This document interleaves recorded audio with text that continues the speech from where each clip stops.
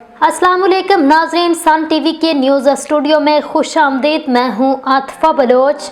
शामिल करते हैं आज की अहम इलाकाई खबरें।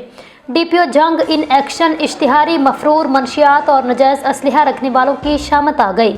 चर्स, हीरोइन, शराब, पिस्टल, रिपीटर, कारतूस और गोलियां सरकारें जब्त कर ली गई। मुलजमान हवालात में कैद। जंग से नुमाइंदा सन टीवी राना शहबाज अजीज़ की रिपोर्ट के मुताबिक डिस्ट्रिक्ट पुलिस ऑफिसर जंग कैप्टन रिटायर्ड बिलाल इफ्तिखार कियानी की क़यादत में जंग पुलिस जराइम पेशा अनासर के खिलाफ सरगर्म अमल। रवामा फरवरी में किए गए मौसर क्रैकडाउन के नतीजे में जराइम पेशा अनासर के खिलाफ नुमायाँ कामयाबियाँ हासिल की गई हैं।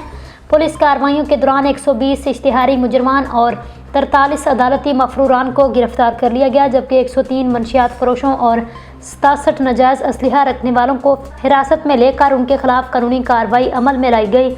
मंशियात फरोशों के कब्जे से 13.4 kilogram heroine, 22.6 kilogram cheers, 1481 litre शराब और 371 लीटर लहन बरामद कर लिया गया, जबकि शराब कशीद करने वाली 3 चालू भट्टियां भी तलब कर दी गई। इसके अलावा नाजायज़ असलहा बरदारों से भारी मिकदार में गैर कानूनी असलहा बरामद किया गया, जिनमें 4 राइफल, 4 बंदूकें, 2 रिपीटर, 56 पिस्टल और 149 कारतूस शामिल हैं। DPO जंग ने इस अज़म का इजहार किया। जंग पुलिस जराइम के खात्मे और अवाम के जान माल के तहफ़्फ़ुज़ के लिए हर मुमकिन इक़दामात जारी रखेगी। उन्होंने वाज़ेह किया, कानून शिकनी की कोई सूरत बर्दाश्त नहीं की जाएगी। जंग में अमन अमान की बहाली के लिए सख्त कार्रवाइयाँ बिला तफरीक जारी रहेंगी।